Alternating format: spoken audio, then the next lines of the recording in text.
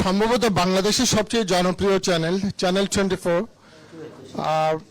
13 বছর পূর্তির পর 14 বছরে পদার্পণে আমি চ্যানেল 24 এর সকল কলাকুশলী এবং ব্যবস্থাপনায় আপনারা যারা আছেন সবাইকে আন্তরিকভাবে অভিনন্দন জানাই।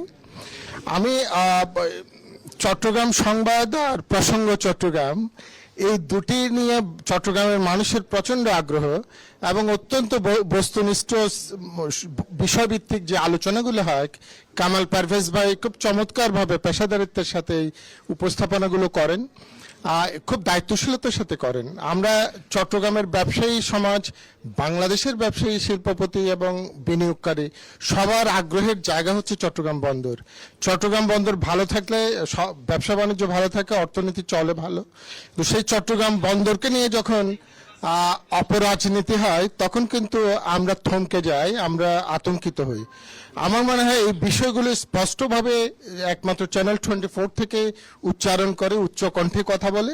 কাস্টমস নিয়ে যখন সমস্যা হয় তখনও আমি দেখেছি কথা বলতে চ্যানেল 24 নির্ভীক একটি চ্যানেল, যেখানে কোনো ধরনের সংকোচ বোধ নেই, জাতীয় প্রয়োজনের কথাগুলো চমৎকারভাবে আনেন।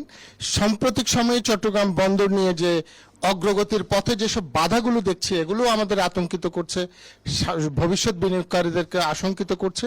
এই বিষয়গুলিকে নিশ্চয়ই চ্যানেল 24 আরো গভীরে যে আলাপ আলোচনার ভিত্তিতে চট্টগ্রাম এগিয়ে যাওয়ার জন্য, বন্দর এগিয়ে যাওয়ার জন্য, দেশের অর্থনীতি এগিয়ে যাওয়ার জন্য কোনো বাধাই যেন বাধা না থাকে সে বিষয়ে আপনাদের দায়িত্বশীল ভূমিকা পালন করি। আপনাদের জন্য শুভকামনা সবাইকে।